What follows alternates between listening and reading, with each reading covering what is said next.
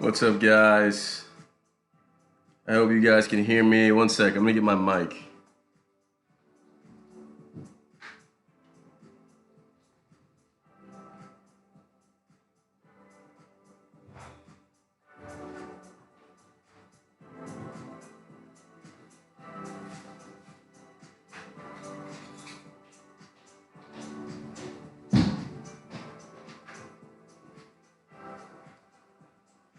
What's up, guys? Hope you guys can hear me. I got my mic. I'm about to plug in my mic right now.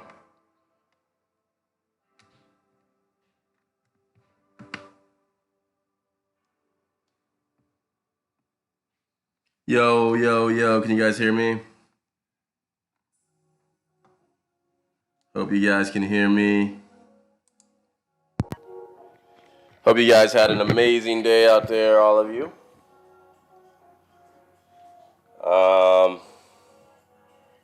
Now, for those of you who aren't aware, I don't do live streams too often, so I hope all of you guys had a great day. Hope you guys, expanded today. I hope you guys got better physically, mentally, emotionally. Hope you guys are able to move towards your goals today, get a little bit closer, gain a little bit more knowledge. I actually just got off of work, so just wanted to shoot a quick video for you guys. Today was a very busy day. The stock market was green today. For the most part, it kind of teetered between up and down. But I think one of the main things I really want to touch on in this video, hopefully you guys can see me here, I'm not too sure. But something I really want to touch on in this video is GameStop. And in my last video that I did on meme stocks, I got absolutely killed by people in the comments, random people in the comments. I got absolutely destroyed, which is fine because I think it's good that people have varying opinions. I think opinions should be, you need varying opinions to stimulate growth and stimulate innovation. So, I'm gonna turn the music down. I definitely respect people's opinions. Definitely respect people's opinions, but I got absolutely killed in my last video, not my last video, my second to last video about meme stocks. Absolutely killed. People in the comments. And kind of what I realized is that, number one, these meme stocks, they do indeed have a cult-like following. That is the first thing I realized. The second thing I realized is people are always going to see, what you see, right? And regardless of what information you provide to that person or, the facts, the data, the statistics, sometimes it's just easier for people to live within their own narrative, especially if there's money tied to it. So I know a lot of people have, emotional attachments to GameStop's, meme stocks. It's been a big, thing for a lot of people. So, in that last video, I caught a lot of slack. People were telling me I didn't know what I was talking about. I was all talk, a lot of just crazy stuff, which it's the internet, I get it. But also, one of the things that I mentioned in that video was the fact that GameStop would be releasing their earnings on December 8th. Okay, GameStop would be releasing their earnings on December 8th. And, today is December 8th. Right, so I kind of wanted to just show you guys, and I hope you can see my screen. I hope that's the benefit of this app. I don't really go live too often, but apparently this app is kind of the app to do that, allow you to share your screen, all that good stuff. So I want to share my screen with you guys and show you why I developed the viewpoints that I have on GameStop, and why in that video I was so opinionated about GameStop its performance, its value from a fundamental perspective.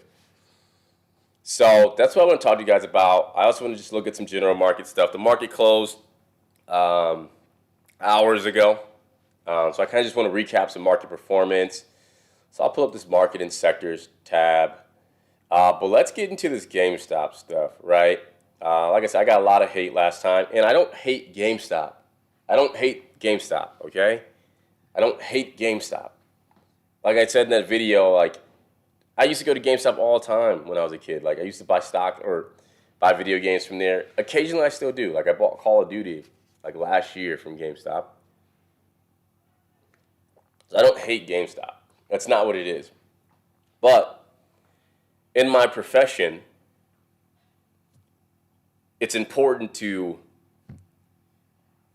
when you purchase securities, when you purchase stock, it's important to have a thesis, have a premise as to why you're making that purchase.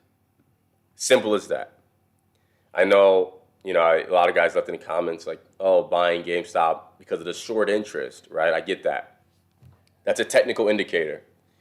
Specifically in my title, in my video, I say GameStop is a bad stock from a fundamental perspective, right? I'm not talking about RSI, I'm not talking about VWAP, I'm not talking about support and resistance levels. I'm talking about GameStop being a bad stock fundamentally, a company that has not been performing well. So, in that video, like I mentioned, GameStop reported earnings, was scheduled to report their earnings on December 8th of this year. Today is that day. As you guys can see the stock here, the stock was down 2.34%. It was down $4 today. Okay. If you look at the price performance in the past 52 weeks, the stock is up 949.65%. And, we know why. We know why. We know Wallstreetbets. We know Reddit. We know the cult. We get all of that. Right? But earnings are important. Right? So I want to show you guys what I'm talking about here. So I'm on Fidelity.com. Whatever search engine you guys use is whatever you use. I use Fidelity.com right now. I actually work with Fidelity. I work with the firm, so it's what I use. If you look at here, these are their earnings releases, right? Actually, it was wrong. I need to correct my title here. Well, actually, my title was correct for the video, third quarter consecutive earnings per share loss. So if we hover over here, this is Q3 in 2021.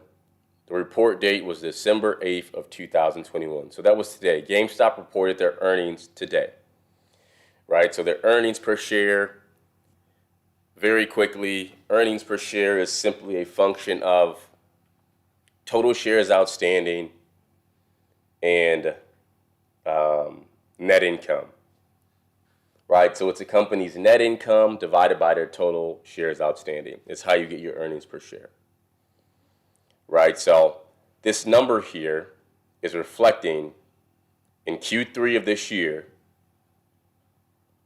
GameStop's net income relative to its earnings per share, okay? Very simple.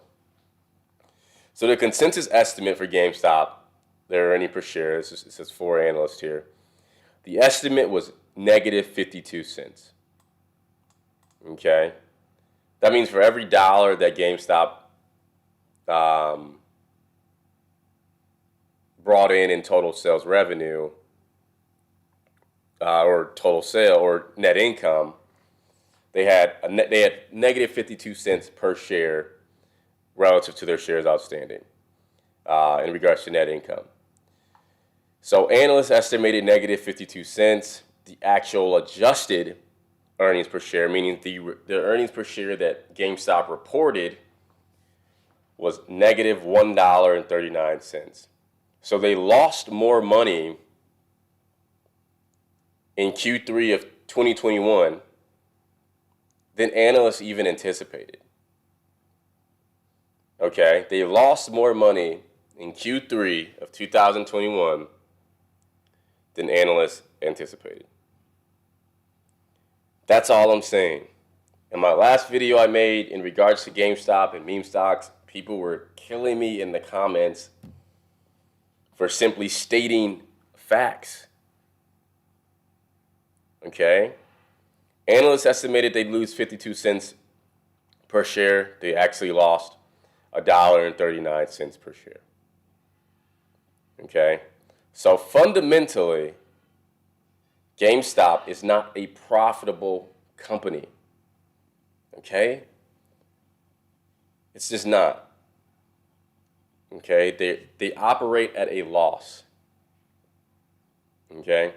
And what's even makes this worse is that they've reported negative earnings per share for the past 3 consecutive quarters.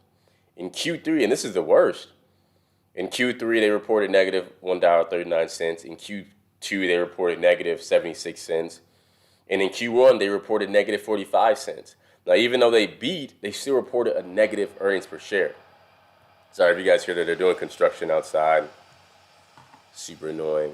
I'm actually going to keep this video super short. But I just want to show you guys, things that I look at. And things that, I make these videos not to come off as a genius, not to come off as someone who knows it all. I make these videos to give the information, the knowledge that I have to the general public, and hoping that someone gets inspired by it, takes action by it, learns from it, and becomes a better person from it. So that's why I make these videos, guys.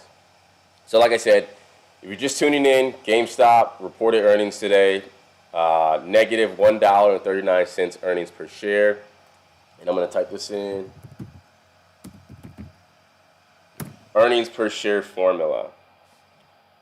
So, like I told you guys, earnings per share formula is net income divided by outstanding shares, weighted average shares outstanding. Total earnings divided by outstanding shares. So for every dollar, you read that as for every dollar that they have, for every 1 share that they have outstanding, they lose $1.39. Now that total earnings is a negative number. It's just not good. And here's the thing, right? And this is my viewpoint on it. I'm curious to know what other people think who are in this industry or study finance. But you have startups, right? Startups that operate at a multi-million-dollar loss, even a billion-dollar loss. I did a video on Rivian, the electric vehicle manufacturer, right? How they were operating at a $2 billion loss. Still to this day, they still operate at a loss. But I think it was from the start of 2020 to June of this year, they operated at a $2 billion loss. But they're a startup, right? So it's different. It's not uncommon to see startups operating at losses. But GameStop's been around for a while. GameStop's not a new company, so the fact that they do operate at a loss is something to be concerned about. I'm not saying that you can't make money speculating in the short term based off of, stock chart trends and different technical indicators. I'm just saying I wouldn't recommend this stock as a long-term buy and hold for anyone, waiting for the next short squeeze. It's just, for me, it's just not a sound investment strategy. So I think that's all I got on GameStop. Like I said, I'm going to try to keep this video short, but just kind of want to show you guys some things that I look at. So, like I said, markets were relatively flat today. They were down at one point. I think the Dow was down at one point, but for the most part, everything closed up. Sector performance here, you got communication services was up 0.75%. Consumer discretionary up 0.28%. I'd be curious to know, man. I would love if there was a way that we could have an open dialogue on this channel about, other people's viewpoints and opinions on, where the market is headed. I think we're in very interesting times because we were starting to recover from this pandemic. At least that's what it looked like. things were opening back up, businesses were opening back up, which was great for leisure and hospitality, right? I think that sector took the biggest hit during the crux of the pandemic. So, leisure and hospitality was coming back. Retail stores were, obviously people were going back to malls, shopping, spending their money with these retail stores. That was having a good impact on the consumer discretionary sector, right? But now with the new advent of this new variant, I know a lot of economists, analysts are concerned of the impact that this new variant could possibly have on market performance. So this is we got hit. I think we got hit pretty bad on Monday, and then also on Friday we got hit pretty bad too. But the past couple of days have been pretty good for the market. I'm curious to know what sectors you guys like.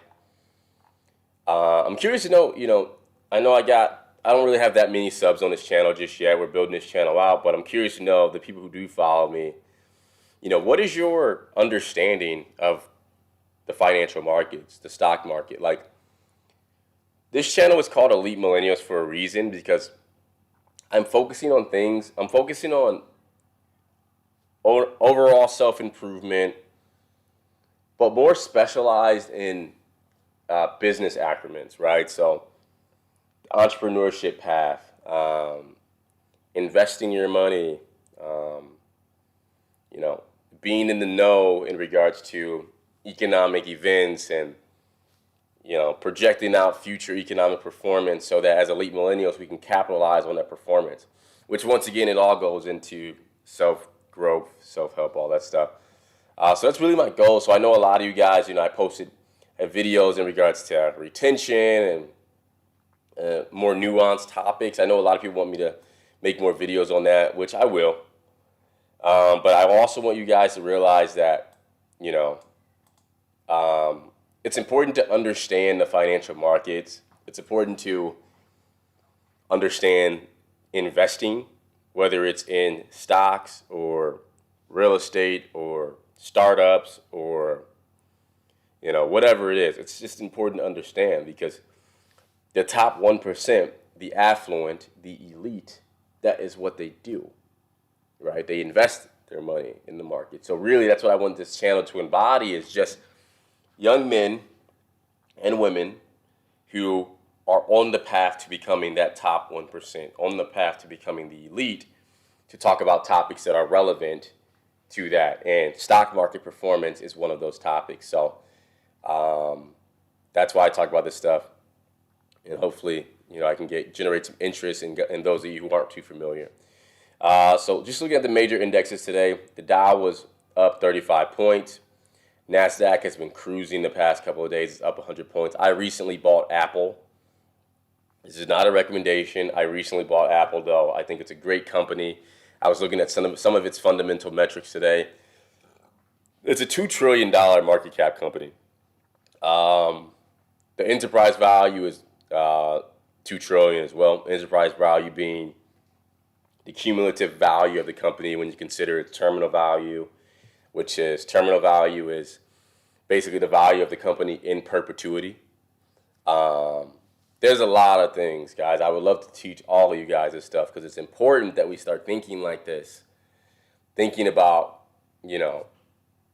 how companies are valued, how we can benefit and make money from investing in these companies. So very important. So let me keep this video pretty short. Let's see. Pfizer says booster neutralize Omicron strain in testing.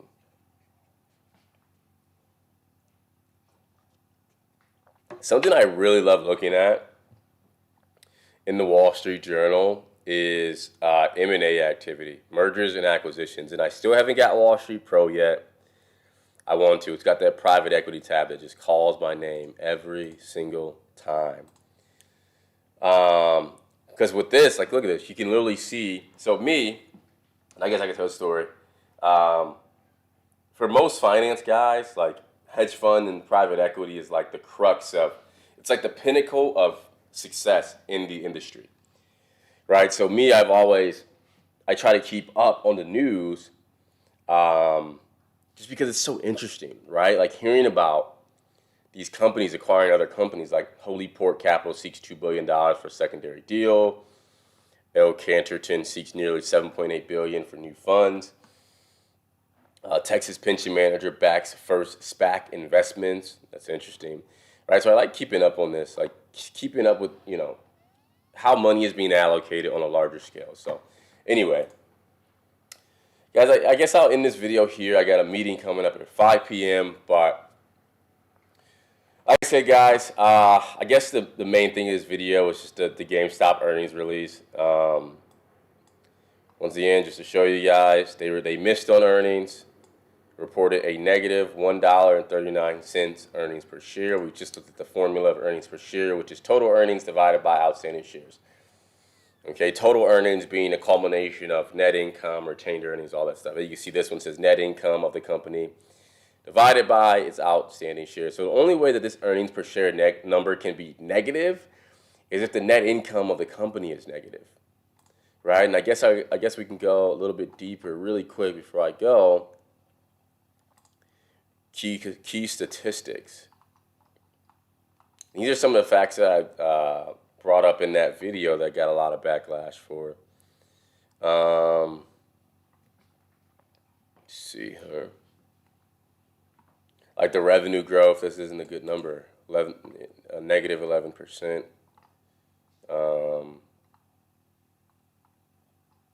Profit margins pretty bad, which is their bottom line. So like, I'm not trying to like be an asshole about these companies, dude. I'm just doing my due diligence, man. That's all I can do. But yeah, guys, I mean, drop in the comments. Let me know your perspectives. This is my first time doing a shared screen live, so hopefully it worked. More content coming soon, guys. Definitely more business content. A lot of people want me to do more retention content, so I'll be doing it. I just don't want my channel to be all about retention, because I see that there are a lot of channels out there on YouTube that are just strictly about retention. So I'd much rather this channel be a little bit of that, but mostly a culmination of business, entrepreneurship, self-growth, self-development, which retention fits into that nest egg. That's much more what I want my channel to be about, as opposed to just retention. But I do have that coming for you. I will have AZ back on the channel, doing more content like that. But all right, guys, I'm gonna get out of here. Your boy Ra Ray. Peace.